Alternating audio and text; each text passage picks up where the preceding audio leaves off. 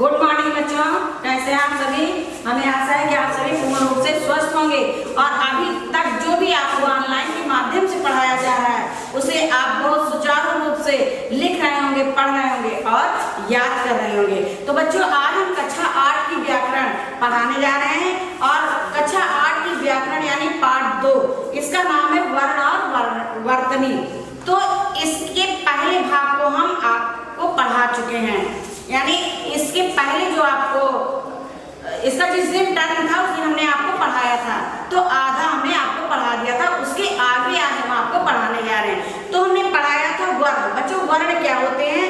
भाषा की सबसे छोटी इकाई, यानी जो हम भाषा बोलते हैं, पहले तो हम बोलना सीखते हैं, पहले हम सुनते हैं, फिर उसको बोलते हैं, उसे भाषा कहते हैं। लेकिन जब उस भाषा को हम लिखते हैं तो उसे लिखते कैसे? हम एक एक वर्णों को पहले सीखते हैं। जैसे हम बोल तो देते हैं दूध, पानी, लेकिन बोलना तो सरल है और उसको लिखना बड़ा कठिन है।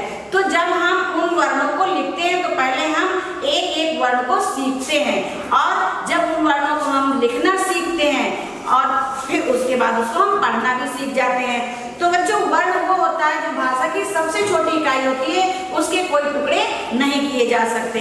तो ये आपने पढ़ा, फिर आपने पढ़ा वर्णमाला, यानी वर्ण, एक एक वर्ण को जोड़कर जब हम एक क्रमबद्ध तरीके से लिखते हैं तो उसे वर्णमाला कहते हैं। फिर आपने पढ़ा वर्ण दो प्रकार के होते हैं, एक स्वर और व्यंजन। तो आपने स्वर पढ़ा, हिंदी वर्णमाला में स्वर 11 होते हैं और व्यंजन जो है 35 होते हैं। पहले आपको बताया जाता था 33, लेकिन ये जो दो वर्ण हैं, एक ये डा, ये और एक ये ड़ा, इनको जोड़ करके 35 व्यंजन होते हैं।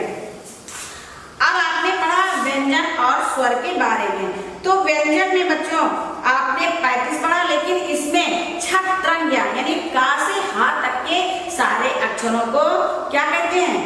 व्यंजन कहते हैं। लेकिन इसमें 3 अक्षर आपके छूट जाते हैं, जो छत्रंग्या।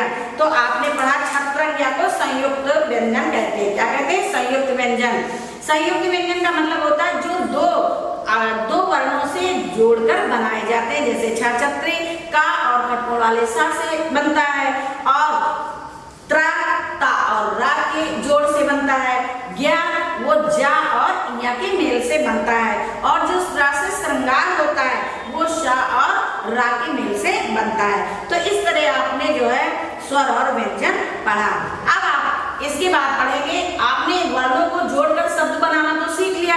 अगर कहा जाए कि शब्दों को विभाजित करिए, तो शब्दों को जब विभाजित यानी शब्दों के हम टुकड़े करते हैं, शब्दों को हम पहले हम एक एक वर्ण जोड़कर शब्द बनाते हैं और फिर जब हमको शब्दों को वर्णों में विभाजित करना होता है तो उसको कहते हैं वर्ण विच्छेद। क्या कहते हैं? वर्ण विच्छेद। तो वर्ण विच्छेद बच्चों, जैसे हम का और मा और ला जोड़ करके एक शब्द बनाते हैं, क्या बन जाता है?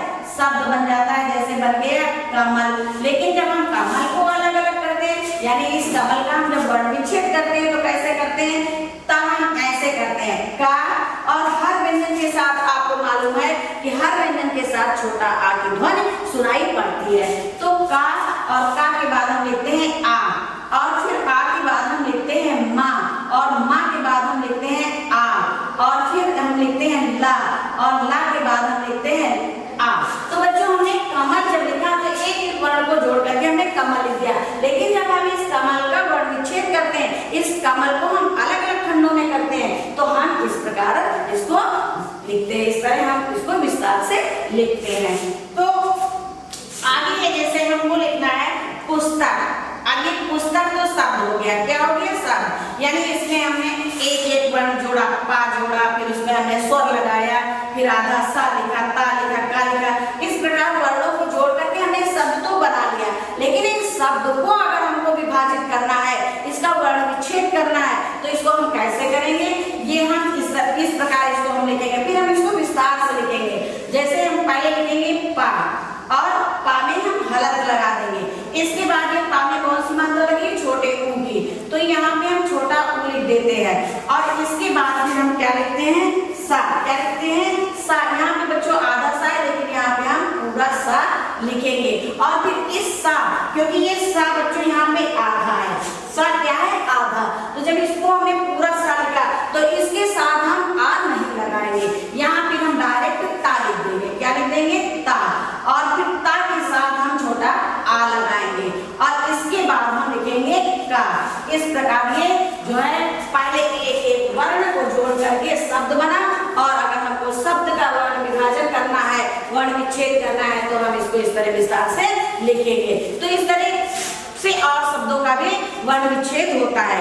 इसके बाद अभी तक आपने पढ़ा वर्ण, और फिर स्वर पढ़ा, व्यंजन पढ़ा, और फिर व्यंजन जो है वर्ण विच्छेद पढ़ा। अब हम आपको बताने जा रहे हैं वर्तनी। वर्तनी, वर्तनी का मतलब बच्चों क्या होता है? ये लिखा हुआ है वर्तनी। वर्तनी, वर्तनी का मतलब होता है शुद्ध लिखना। वर्तनी का मतलब क्या होता है?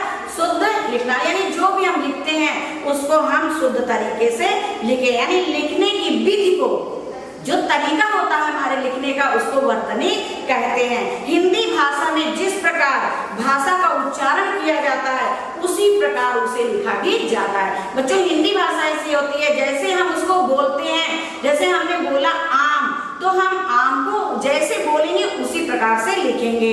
इसलिए भाषा का उच्चारण शुद्ध होना चाहिए। अगर आप गलत उच्चारण करेंगे तो गलत लिखेंगे, अगर आप सही लिखेंगे, जैसे आप बोलते हैं बाजार, अक्सर लोग बाजार बोल देते हैं। क्या बोलते हैं? बाजार। तो जब हम बाजार बोलते हैं तो हम बाजार लिख भी देते हैं, ये बाजार, लेकिन ये हमारी वर्तनी अशुद्ध है। क्या है? अशुद्ध है। होता क्या है? बाजार। तो जैसा बच्चों हम बोलेंगे उसी प्रकार की हमारी आदत बन जाती है लिखने की। इसलिए हमें भाषा को शुद्ध बोलना चाहिए। यदि हम शुद्ध बोलेंगे तभी हम उसका शुद्ध जब हम शुद्ध उच्चारण करेंगे, शुद्ध बोलेंगे, तभी हम उसको शुद्ध लिख भी पाएंगे। तो इसको कहते हैं वर्तनी। क्या कहते हैं? वर्तनी। जैसा कि हम शुद्ध लिखते हैं और अशुद्ध लिखते हैं, ठीक? शुद्ध और अशुद्ध लिखते हैं। जो शुद्ध लिखते हैं ये भाषा का जो है सही रूप होता है, यानी वर्तनी का सही रूप होता है, और गलत लिखते हैं तो वर्तनी का अशुद्ध रूप होता है। तो कुछ हम अशुद्ध और शुद्ध आपको यहाँ पे बता रहे हैं। और बच्चों कुछ ऐसे शब्द होते हैं जो बोले एक जैसे जाते हैं। कुछ शब्द ऐसे होते हैं जो शुद्ध अशुद्ध में हम एक जैसा बोलते हैं, लेकिन उनमें लिखने में जो है थोड़ा से अंतर होता है। तो जैसे हम यहाँ पे लिख रहे हैं आजाद, क्या लिखा हमने? यहाँ पे अशुद्ध है। क्या है? अशुद्ध। और यहाँ पे है शुद्ध, यहाँ पे है शुद्ध, ये वर्तनी है, ठीक? अब अशुद्ध में हम लिखते हैं आजाद, आजाद, ठीक? अब यहाँ पे शुद्ध में क्या था? अब जैसे हमने बोला आजाद, तो हमने उच्चारण ही गलत किया ना, आजाद। जब हम आजाद बोलेंगे तो फिर हम आजाद लिखेंगे भी, हमारी वर्तनी सही नहीं होगी। तो हमको अगर अपनी वर्तनी को सही करना है तो हमको बोलना भी, हमको उच्चारण भी सही तरीके से करना होगा। तो आजाद नहीं होता बच्चों, आजाद होता है। क्या होता है? आजाद। आजाद हम कैसे लिखेंगे? बड़ा आ और जा, और यहाँ पे बिंदी और दा, क्या हो गया? आजाद। क्या हो गया? आजाद। इसके बाद जैसे है नुपुर, क्या लिखा है? नुपुर, नुपुर। अब बच्चों हम गलत बोलेंगे नुपुर तो ये गलत हो जाएगा। होना क्या चाहिए? नूपुर। क्या होना चाहिए? शुद्ध इसका है, शुद्ध वर्तनी है इसकी नो, शुद्ध वर्तनी है इसकी नूपुर, नूपुर। अब इसके बाद है बारात, हम बोलते हैं बारात, और इसकी शुद्ध वर्तनी क्या होगी? बारात। क्या होना चाहिए?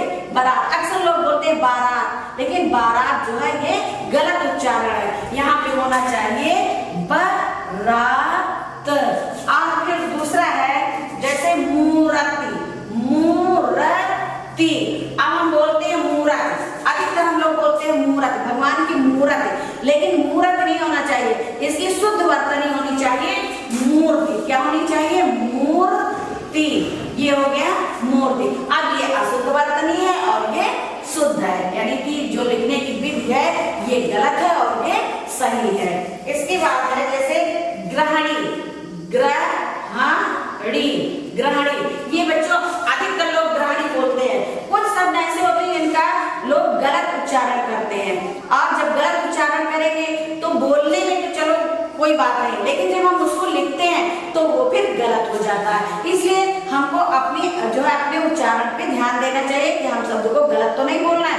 अगर हम गलत बोलेंगे तो उसका अर्थ भी कभी कभी गलत हो जाता है। ये ग्रहणी लिखा हुआ है। और बच्चों इसका शुद्ध शब्द क्या होना चाहिए? गृहिणी। गृहिणी शुद्ध शब्द इसका क्या है? गृहिणी। इसी प्रकार है परनाम। परनाम, अब परनाम लिखा हुआ है यहाँ पे, परनाम, लेकिन इसका शुद्ध शब्द क्या होगा? प्रणाम। क्या होगा? प्रणाम। अब है रामायण। रामायण, बहुत लोग बोलते हैं हमारे यहाँ रामायण, यानी रामायण जो है वो गलत शब्द है।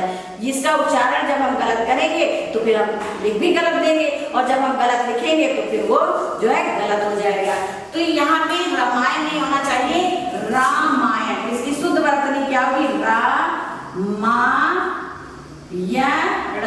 तो ये बच्चों जो वर्तनी आपने पढ़ा, इसका मतलब है कि शुद्ध और अशुद्ध यानी लिखने का तरीका। जब हम उच्चारण गलत करेंगे तो हम लिखेंगे भी गलत, इसका अर्थ फिर गलत हो जाएगा।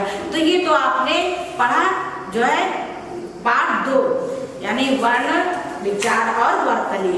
तो ये पाठ आज बच्चों यहीं पे समाप्त होता है। अब ये आपका पूरा पाठ हो गया है। इसे बहुत ध्यान से आपने समझा होगा, और जो समझा अगर नहीं भी समझ में आया तो जो आपको लिखित दिया जा रहा है उसको आप 2-3 बार पढ़ेंगे तो आपकी समझ में पूर्ण रूप से आ जाएगा। तो बच्चों ये पाठ यहीं पे समाप्त होता है। धन्यवाद।